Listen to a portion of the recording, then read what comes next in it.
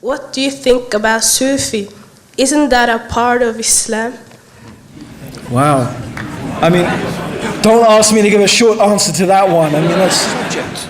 You know, the problem with Sufism is the term Sufism covers a broad range of things. There are some Sufis who are not Muslim.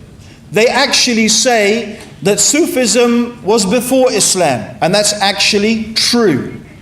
It's actually true. Okay? So, Sufism is really a form of mysticism.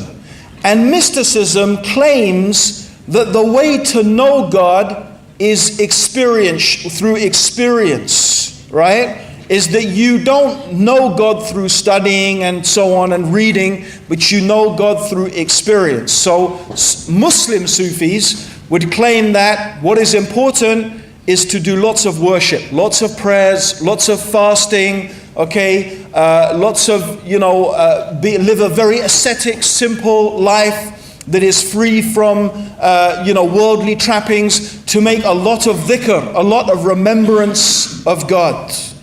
Okay, so this is what by and large Sufis would claim. Okay, however, actually, what the Prophet Muhammad taught and what Jesus taught and what you can find in the Quran is that no, knowledge is very, very important. Indeed, the Quran says, "Biyu Rabbaniun." Rabbaniun means scholars, and it's an appeal to everybody, everyone, to have knowledge. Those who know are not like those who do not know. And knowledge, as the Prophet ﷺ said, comes from studying. So there are two extremes here. There's the extreme of the people who study and seek knowledge just for the sake of information. That is not right. Knowledge in Islam is studied so that one can act upon it. But how do we worship God? How do we remember God? How should we behave as believers in God? This is only going to come through knowledge, and the deeper your knowledge, the deeper your study of the Quran, then the more and the greater your appreciation of that. That is also therefore matched by worship, prayer, fasting, remembrance of God, and so on and so forth. So there is a balance here.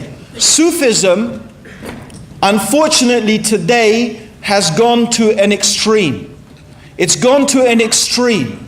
And that's the problem with many things. Just like there are some people who concentrate on fighting.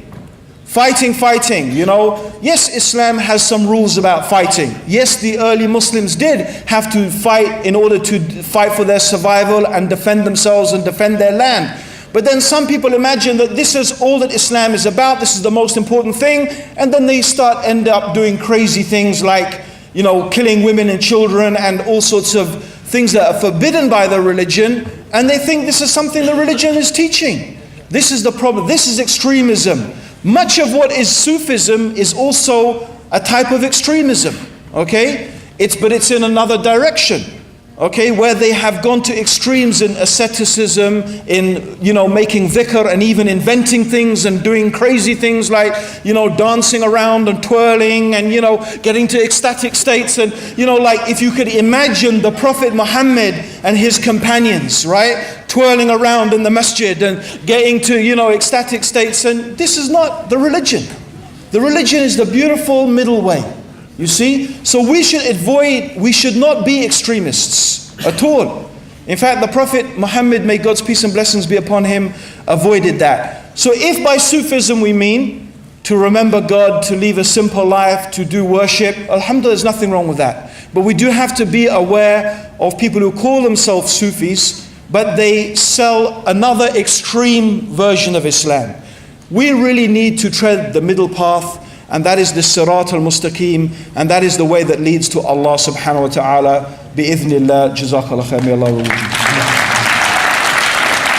Jazakallah khair, Abdur Raheem.